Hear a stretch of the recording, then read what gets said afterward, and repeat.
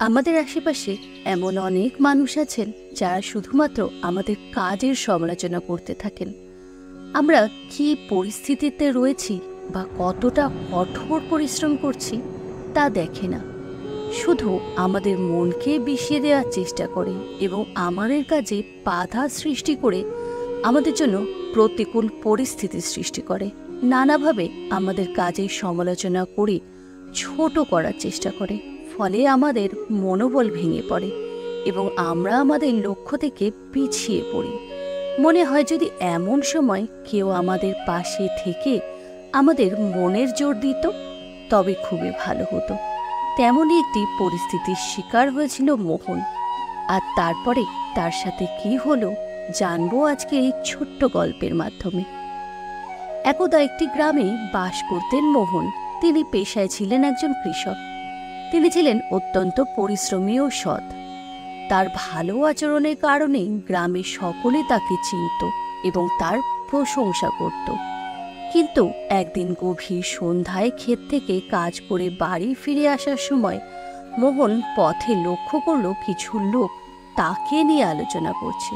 সে ভাবল তারা নিশ্চয়ই তার প্রশংসা করছে, তাই মোহন তাদের কথা শোনার জন্য তাদের অনুসরণ করতে লাগলো। কিন্তু যখন সে তাদের কথা শুনতে পেল, সে বুঝতে পারল তারা তাকে নিয়ে খারাপ কথা বলছে। কেউ বলছে মোহন খুব অহংকারী, কেউ বলছে সে নিজেকে ভাবে সব জানতা, কেউ বলছে সে ভালো হওয়ার ভান করে। মোহন এর আগে শুধু নিজের প্রশংসা শুনেছিল, কিন্তু এই ঘটনাটি তার মনে খুব খারাপ প্রভাব ফেলল। এরপর থেকে যখনই সে কোনো লোককে কিছু বলতে দেখত বা কেউ যদি তার দিকে তাকাতো, তখনই তার মনে হতো তারা তার সম্পর্কে খারাপ কথা বলছে। কেউ তার প্রশংসা করলেও তার মনে হতো তাকে নিয়ে তারা মজা করছে। ধীরে ধীরে সবাই বুঝতে শুরু করলো যে মোহন বদলে যাচ্ছে। এমনকি স্ত্রীর প্রতিও মোহনের আচরণের পরিবর্তন ঘটতে লাগলো। স্বামীর আচরণের এই পরিবর্তনে তার স্ত্রী খুবই অসন্তুষ্ট ছিল। এরপর একদিন সে না পারতে বলেই ফেলল, তুমি আজকাল এত মন খারাপ করে থাকো কেন? দয়া করে আমাকে অন্তত বলো তোমার কি হয়েছে। মোহন তখন সেই দিনের কথাগুলো তার স্ত্রীকে বলল, কিন্তু তার স্ত্রীও কি করবে বুঝতে পারল না। তারপর তার মনে পড়ল পাশের গ্রামে একজন সাধু আছেন। তখন তিনি তার স্বামীকে বললেন, পাশের গ্রামে একজন মহান সাধু আছেন, চলো আমরা তার কাছে যাই, তিনি পারবেন তোমার এই সমস্যার সমাধান করে দিতে। পরের দিন তারা সেই সাধুর শিবিরে পৌঁছালো। মোহন তাকে পুরো ঘটনা খুলে বললেন। তিনি বললেন, মহারাজ, সেই দিন থেকে সবাই আমার নামে মিথ্যা অপবাদ দিচ্ছে। দয়া করে বলুন কিভাবে আমি আমার খ্যাতি ফিরে পাব। সাধু বাবা মোহনের সমস্যা বুঝতে পারলেন। তিনি বললেন, বৎস, তুমি তোমার স্ত্রীকে বাড়িতে রেখে আজ রাতে আমার শিবিরে থাকো। মোহন তাই করল, কিন্তু রাতে ঘুমানোর সময় হঠাৎ ব্যাঙের ডাক শুনতে পেল। মোহন বলল, এ কি মহারাজ, এখানে এত কোলাহল কেন? সাধু বাবা বললেন, বাছা, পিছনে একটি পুকুর আছে, রাতে ব্যাঙরা সেখানে রোজ ডাকাডাকি করে। মোহন উদ্বেগ প্রকাশ করে বলল, কিন্তু এমন পরিস্থিতিতে এখানেতে কেউ ঘুমাতে পারবে না। হ্যাঁ বাবা, কিন্তু আমাদের তো কিছু করার নেই। তবে তোমার যদি কোনো সমাধান জানা থাকে তবে তুমি সেটা আমাদেরকে বলতে পারো। মোহন বলল, ঠিক আছে মহারাজ, এত ডাকাডাকি শুনে মনে হচ্ছে এই ব্যাঙের সংখ্যা 1000-এর মতো হবে।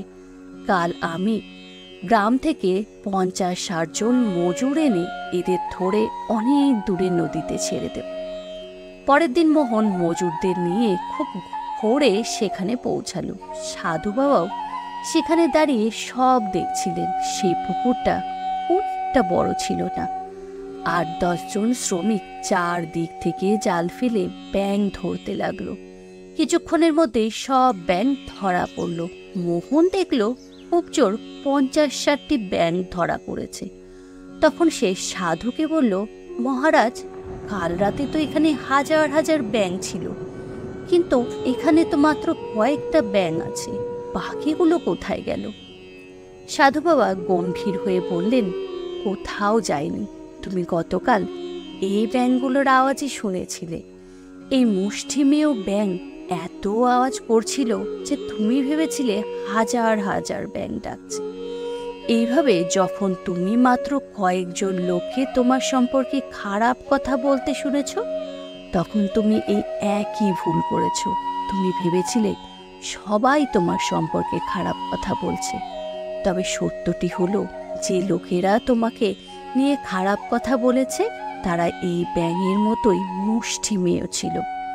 তাই পরের বার নিজের সম্পর্কে কারোর কাছে খারাপ কথা শোনার সময় শুধু মনে রাখবে যে শুধুমাত্র কয়েকজন লোকই এমন করছে, এবং এটাও মনে রাখবে তুমি যতই ভালো হও না কেন, কিছু লোক থাকবে যারা তোমাকে খারাপ কথা বলবে। এই কথাগুলো শোনার পর মোহন তার ভুল বুঝতে পারল এবং সে আবার পুরনো মোহন হয়ে গেল। বন্ধুরা, মোহনের মতো আমাদেরও কিছু মানুষের আচরণকে সবার আচরণ না ভেবে ইতিবাচক মানসিকতার সঙ্গে জীবনযাপন করা উচিত। আমরা যাই করি না কেন, জীবনে মাঝে মাঝে এমন সমস্যা দেখা দেয় যখন মনে হয় সমস্ত পরিস্থিতি আমাদের বিপক্ষে চলে গেছে। কিন্তু যখন আমরা মনে অনেক জোর নিয়ে এর সমাধান করার চেষ্টা করি, তখন এই সমস্যা ছোট বলে মনে হয়। অতএব এমন পরিস্থিতিতে আমাদের ঘাবড়ে না গিয়ে এর সমাধান খুঁজে বের করার চেষ্টা করা উচিত। সমস্যা হলো আসলে এই মুষ্টিমেয় ব্যাঙের মতো, যাকে দেখে ভয় পাওয়া উচিত নয়। সমস্ত সমস্যা ও প্রতিকূল পরিস্থিতিকে পাশ কাটিয়ে নিজের লক্ষ্যে পৌঁছানোই হলো সফলতার চাবিকাঠি। তবে হ্যাঁ, তার সাথে এটাও খেয়াল রাখতে হবে আমাদের আচরণের জন্য যেন অন্য কেউ আঘাত না পায়, তার জীবনে যেন কোনো সমস্যা নেমে না আসে। কারণ নিজের স্বার্থসিদ্ধির জন্য অন্যকে আঘাত করাও কখনো উচিত নয়।